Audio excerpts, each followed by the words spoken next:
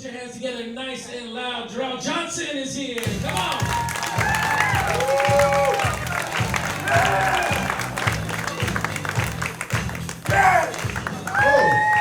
Thank you. Appreciate that. That's right. You got paid fans around here, baby. I appreciate it. I got people over from Manic, Hispanic. Holding it down. I love it. I grew up on this side of town, actually, so I love coming out here. I live in Mason now, but I graduated from Independence High School. Yeah, right down the way, not too far. Class of '04, baby. We were back in the good old days when Trevor Brown was having shootouts, with Glendale High School. It's all crazy. I'm in Arizona. Maybe in the house? Okay, right on. Yeah. I was born here in 1986. I was the 27th African-American born here. Sounded right though, right? The rest of us just moved here from Chicago. It's cold out there. Well, that's great. I love it. I love the, everybody talks, we're like, oh, there's no culture here. There's no culture here. There's no white culture here. This was Mexico. Okay? Let's not forget that. And white people get their reminders in the summertime. Right around this season, right around this time of year. The snowbirds come out here and they gotta make a decision. Can we survive 6 months? Or should we keep that Michigan? The triple digits start showing up, and then it starts segregating people. You get two types of white people in Arizona. Those of you that burn and everyone knows you're Irish or Scottish. And those of you that tan and everyone knows you're Italian. That's it. That's all you get. Otherwise, you're mixed or you're Mexican. That's it. I love it. I have white friends who get sunburnt walking to the mailbox.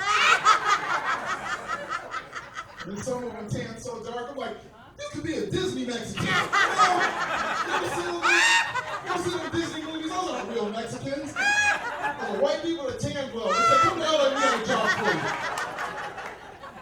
You're going to be George Lopez's wife.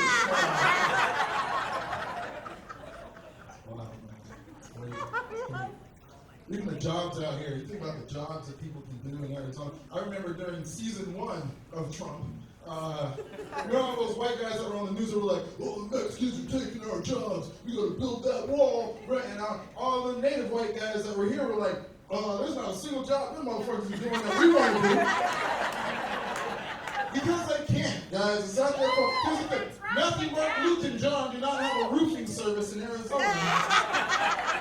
Because they'll burst into flames like a vampire's and blade and never be seen again. We're sorry, white people. We're not meant for that. Leave that to Jesus and the Martinez. And all that other stuff on.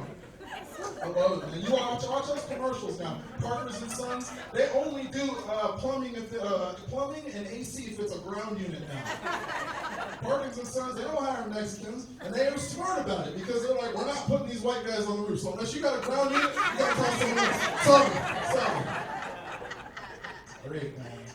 White guys, you gotta stick with your indoor jobs. Lighting, tile work, Your house crackers, don't forget that, right? So those white guys in Wisconsin and Michigan, those are field crackers. Free range, they can go out, the sun is different, okay? They can run errands without having to put SPF 40 on. It's a different vibe. Great, man. It's always interesting, too, being from Arizona, because I'll travel places, and I'll do comedy in other cities, and people are always like, they got black people out there in Phoenix? Yes. It's not like I said I was from Delaware. Come on, guys. It's more than just the Phoenix Suns and the Cardinals here. Get out of here. It's interesting, too, my job. So I work for a university, and right now they're dealing with the whole DEI thing, and I had to go, we had a whole meeting last week about it. My boss calls me on Friday, and she's like, hey, I just want to follow up with you, after the meeting, make sure everything's good. And I was like, I had to pass a personality index test to get this job. That ain't got nothing to do with me. I don't care about the DEI. The number one recipients of DEI are white women. Yeah. I was like, how did this fall on us? So I didn't even apply to that job as Darrell Johnson. I used my middle name, which is Scott. What a blessing in disguise.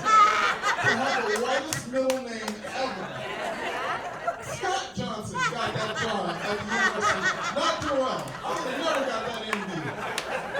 I'd have had to go work at T-Mobile or something. Scott! Go work for cricket. No. Go work for cricket. Yep. Scott Johnson. Woo. He was doing taxes. That's a trustworthy name. Yeah, I got hired on there. It was crazy. So I started thinking, because I was looking through all this stuff, like, they're ending the Biden era policy, which just means we're just ending the shit that happened after George Floyd got killed, right? Like, that's all that is. Because that's all of the things that changed. Which, mind you, these are not the things that black people asked for, okay? Like, I remember when, all that was going on, they're like, Discover Card will give 3% to black businesses. Discover Card cares about black businesses. Starbucks had their little thing, and I'm just like, what is all this that's going on? And then someone else gets killed. They're like, hey, you know what we're going to do? We're going to reboot the Wonder Years with an all-black family.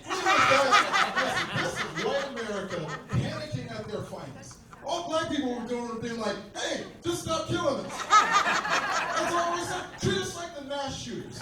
We would like some Burger King on the way to jail. Black people love Whoppers. Come on. But instead, they just kept finding ways to piss people off. Like, hey, I bet if we do the Little Mermaid, but with a black woman, it's creating white rage for no reason. Wow. I had to go on a job assignment to Salt Lake City, Utah. That was an experience, guys.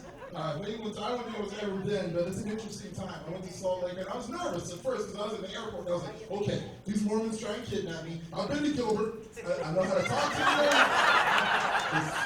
Right? That's where Scott comes in handy. But I got there, and it was the complete opposite, guys. I experienced black privilege while I was over there.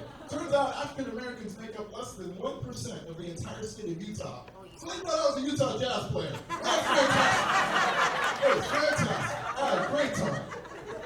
I would go to restaurants, and the waitress would go up with me in the menu. She'd sit me right up front. She's like, okay, so here we have our appetizers. These are my favorites on the starters. Then there's like a white family in the corner like, man, we've been waiting to pay our bill. And she's like, sir, you can wait. Like, I'm so sorry.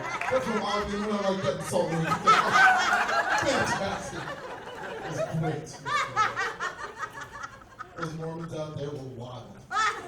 They taught me what soaking was. And all this yeah, I don't have no time to tell you. So you can Google that info, but tell you what, man, who better to defy God than a Mormon? Right? All I did was make still. It was amazing. But I knew about that third week, though. I was like, all right, they treat me like a rental car. I got to get back to my whites of Arizona, where African Americans make up 5% of the entire state. Which means white people here can identify 50 different breeds of dogs and still mix up 2 black coworkers. That's why we... Fantastic. That's right. Actually, it was funny when I got back from my trip. My boss actually got fired. He got fired for sexual harassment. But what did he do? He got on Glassdoor and decided to blame it on woke cancel culture. I said, just another word for accountability, right? Like, another way to explain it. It's funny, too, because here's the thing. He's not the first one. There's like 4 or 5 dudes at our jobs on the corporate ladder that just got chopped down. I was like, it's about time, These guys were going on forever. They thought the Me Too movement was tough. They got right out of that, and they're like, well, I can't say anything now without getting fired. I gotta watch what I do. I'm like, welcome to the club. Welcome. Yeah. All those ethics and compliance trainings that the James and Richards had us doing, that's because of y'all. If I did anything, they just fired my black ass. You gotta hear about me. But those guys, oh yeah, that's the reason you all have to take a compliance training and sexual harassment training for a job, is because somebody fucked up. It's amazing. And here's the thing. Here's where you can blame. It's not Trump or Joe Rogan or who really started it? It was Papa John. Papa John. Messing up for white guys. Yeah. Papa John, he used the N-word to describe a situation that was going on in his kitchen. And it wasn't even what got him in trouble. It was that he was on a conference call with his investors to help repair his image. And he had a whole script to read. And I said, all right, John, we're going to hit record. And you're just going to read right off this script, all right? You ready to go? All right, boom, they hit record. And he goes, all right, listen, all I said was, Colonel Sanders has niggas in his kitchen, too. John! This call's being recorded and And then everybody got mad about it because it got out in the open. Now, me personally, I was not mad that Papa John used the N-word. I was mad that he thought his pizza was good enough to get away with using the N-word.